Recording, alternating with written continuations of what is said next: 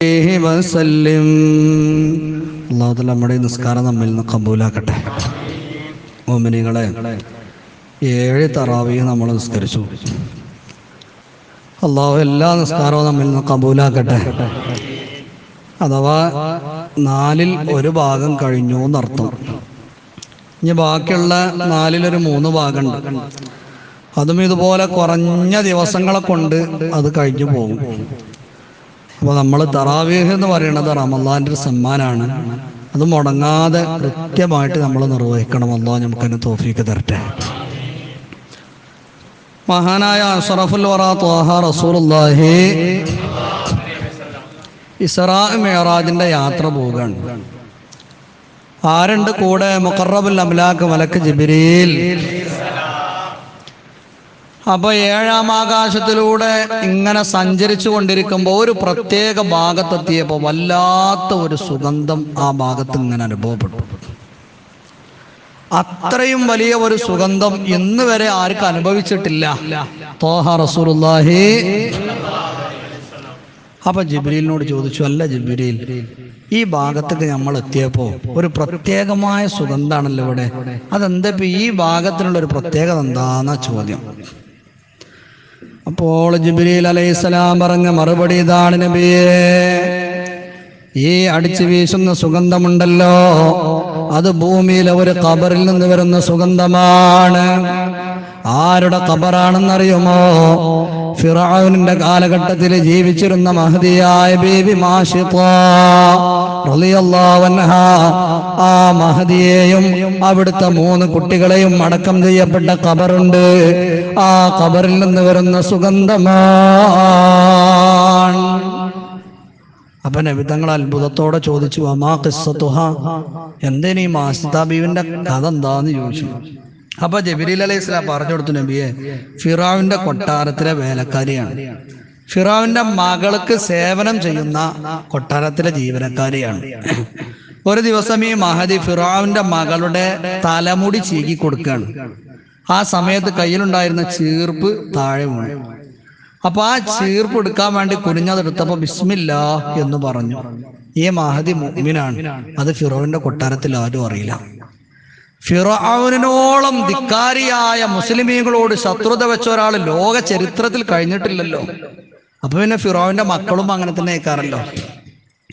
ഈ മഹദി ബിസ്മില്ലാ എന്ന് പറഞ്ഞപ്പോൾ ഇത് കേട്ടുകൊണ്ടിരുന്ന ഫിർഔന്റെ മകള് ചോദിച്ചു, അബീ, നിങ്ങൾ ഈ അള്ളാന്റെ പേരിൽ എന്ന് പറഞ്ഞ ആ അള്ളാ, അത് എന്റെ വാപ്പാനെ പറ്റില്ല നിങ്ങൾ പറയണത്, എന്റെ വാപ്പല്ലേ നിങ്ങൾ അള്ളാന്ന് മകളെ ചോദ്യം.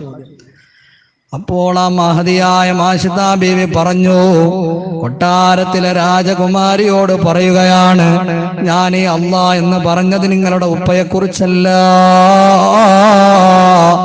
നിങ്ങളുടെയും എന്റെയും നിങ്ങളുടെ ഉപ്പയുടെയും ഒക്കെ യജമാനനായ ഏകനായ അള്ളാഹുണ്ടല്ലോ, ആ അള്ളാഹുവിന്റെ നാമം പറഞ്ഞതാണ്.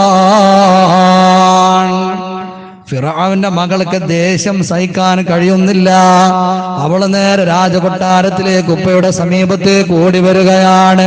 ഉപ്പയോട് മാഷിത പറഞ്ഞ കഥ പറയുകയാണ്.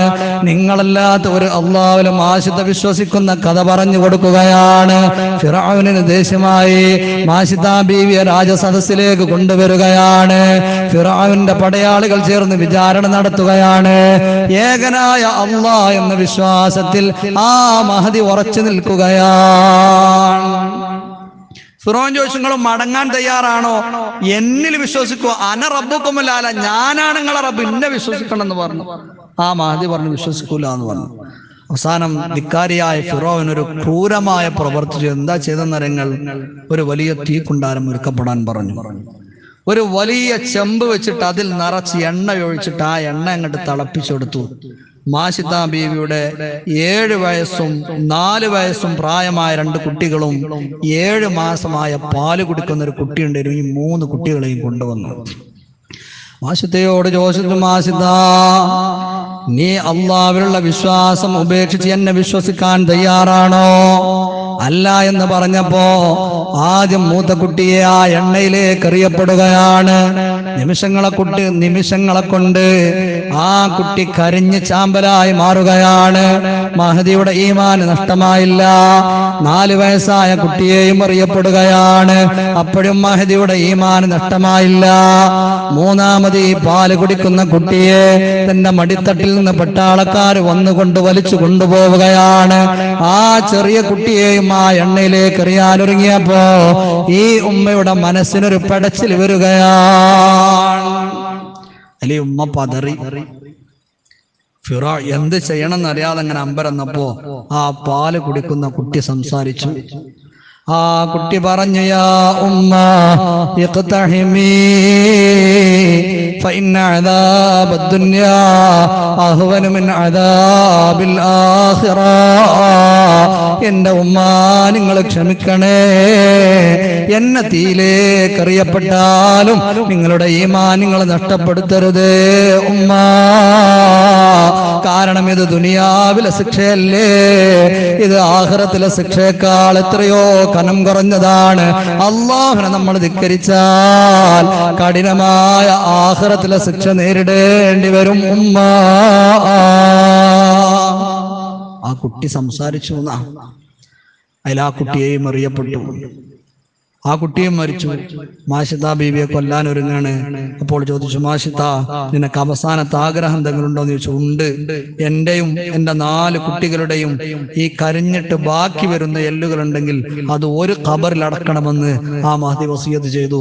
ധിക്കാരിയായ ഫിറൗനിന്റെ പട്ടാളം എല്ലാവരുടെയും എല്ലുകൾ കോരിയെടുത്തിട്ട് ഒരു ഖബറിലാണ് അടക്കം ചെയ്തത്.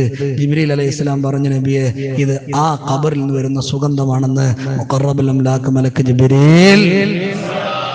എന്തേനു ഫിറോവിന്റെ ധിക്കാരം എന്നറിയങ്ങള്? ഫിറോവിന്റെ കൊട്ടാരത്തിലല്ലേ ആസിയ ബീവി ഉണ്ടായിരുന്നത്?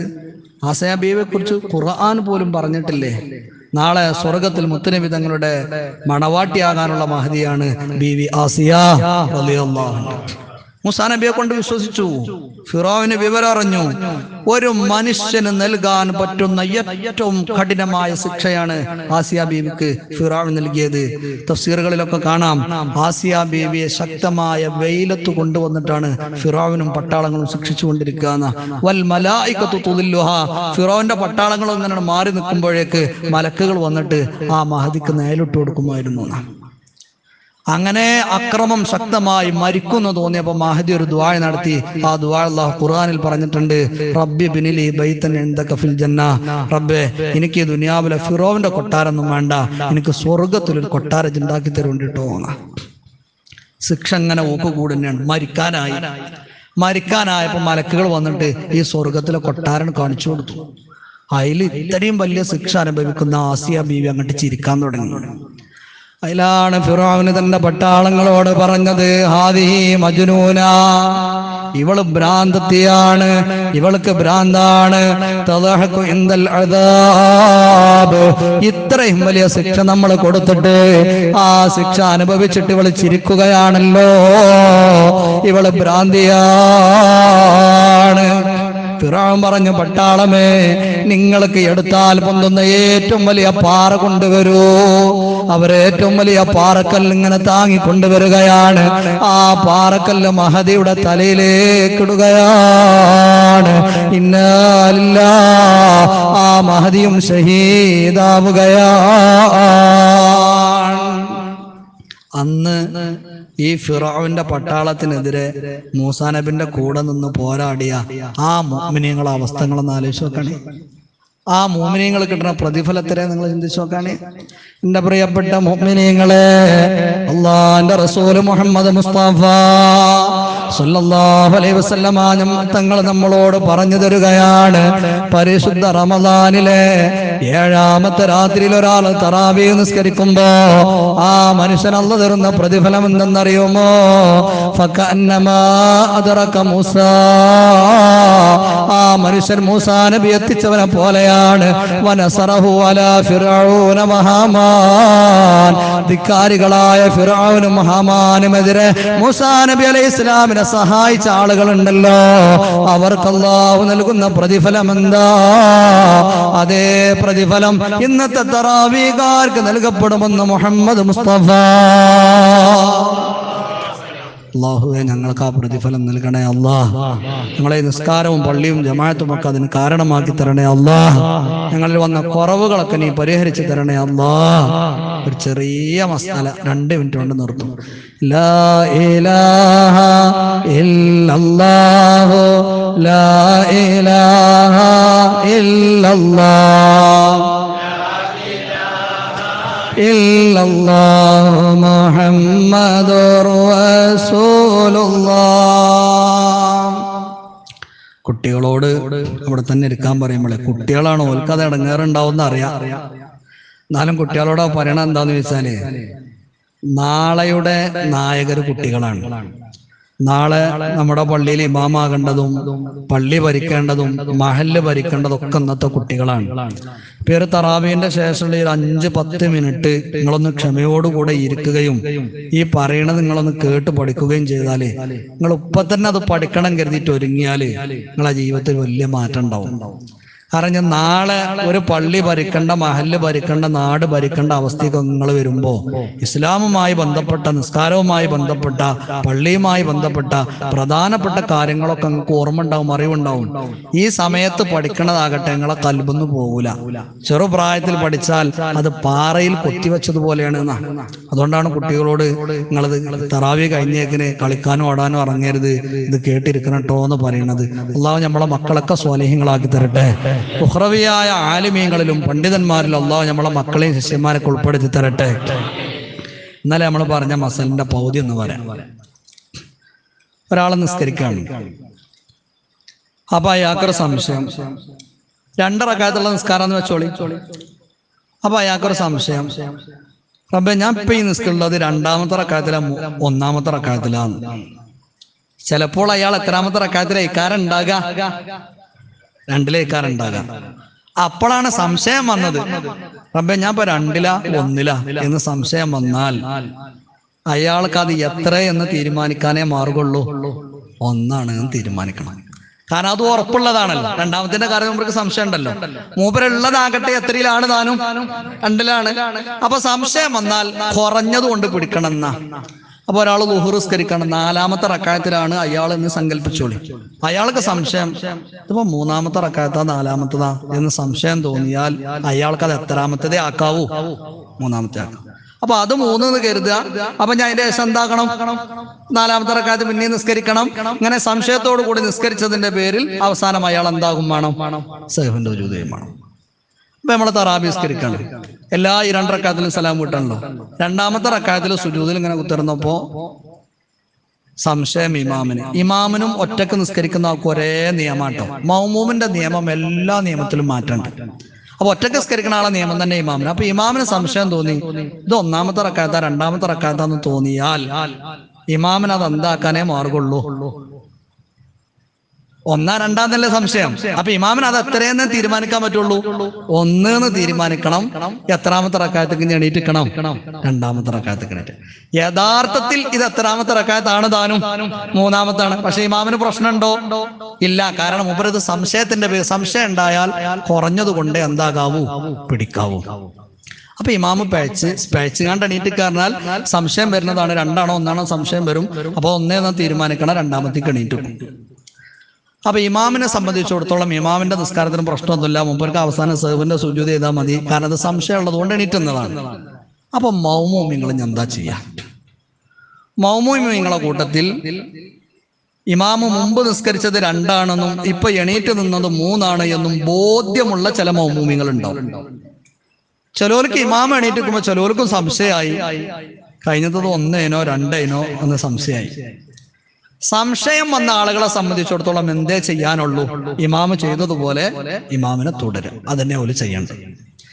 എന്നാൽ ഇമാമിന് പഴച്ചിട്ടുണ്ട്, ഇമാമ് 3ാമത്തെ റക്അത്തിലേക്കാണ് ഈ എണീറ്റ് നിന്നത് എന്ന് ഒരു മഅ്മൂമിന് ഉറപ്പായാൽ ആ മഅ്മൂമ് ഒരിക്കലും ഇമാമിന്റെ കൂടെ എവിടേക്ക് പോരാൻ പാടില്ല?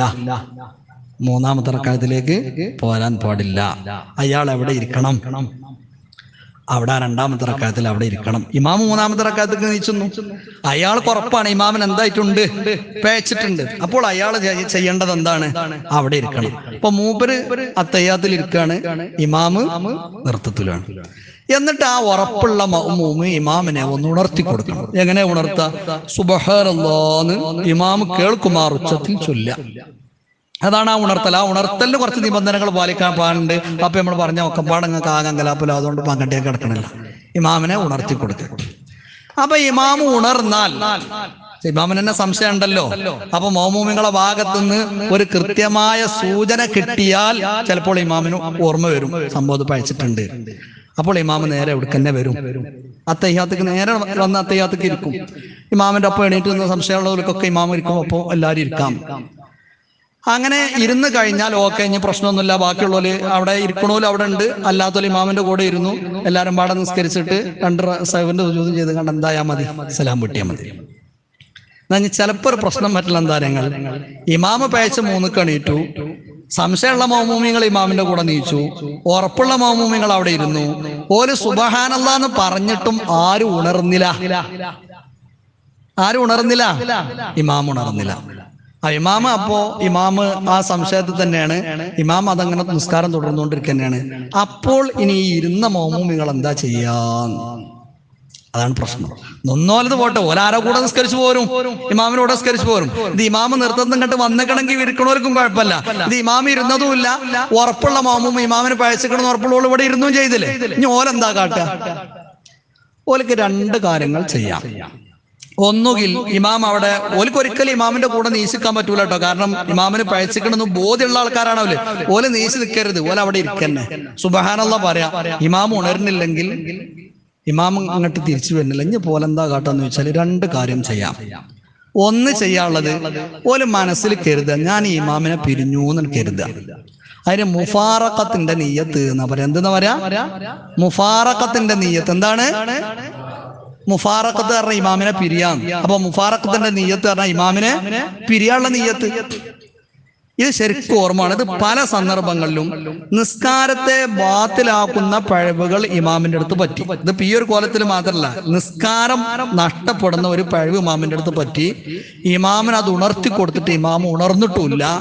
ഇമാമിന് പഴച്ചിക്കണമെന്നൊരു മഅ്മൂമിന് ഉറപ്പുമാണ്.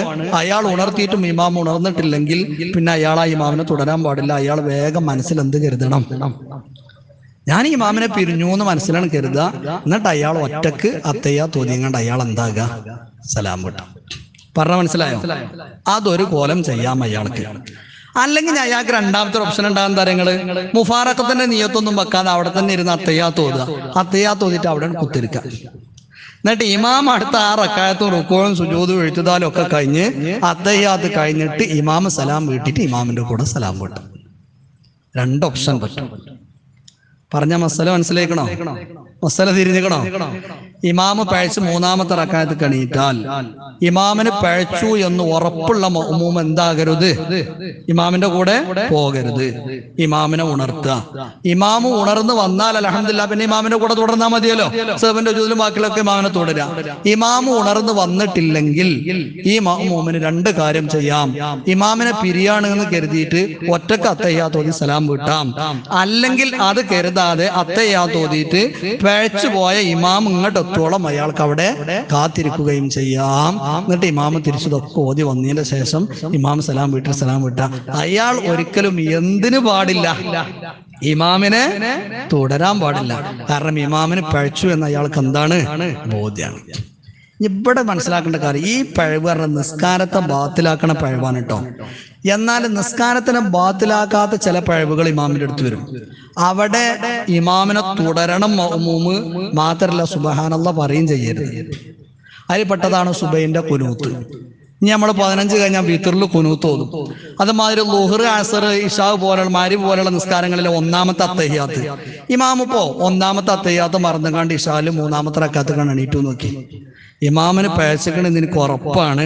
ഇമാം അത്തഹിയ്യാത്ത് ഓതിയിട്ടില്ല പറഞ്ഞാൽ അത്തഹിയ്യാത്ത് കുത്തിയതുകൊണ്ട് ഒരിക്കലും സുബ്ഹാനല്ലാഹ് പറയാൻ എന്താകരുത്? നിൽക്കരുത്. കാരണം ആ പഴവ് ഇമാമിന് ഫർളിൽ പഴച്ചെന്തല്ല, പഴവല്ല. അപ്പോ ഇമാമ് പഴച്ച അത്തഹിയ്യാത്ത് ഓതാതെ നീച്ചാണ് നിന്നാൽ മഅ്മൂമിങ്ങൾ അവിടെ എന്തോതാ ഇരിക്കാൻ പാടില്ല, ഓതാനിരിക്കരുത്. ഇമാമിനെ തുടരണം. കാരണം അത് അബാദ് സുന്നത്താണ്. അതേപോലെ തന്നെ സുബൈൽ ഇമാമ് കുനൂത്ത് ഓതാതെ പഴച്ചുകാണ്ട് റുക്കൂക്ക് പോയി, മഅ്മൂമിങ്ങൾ അവിടെ എന്തോതാ നിൽക്കരുത്.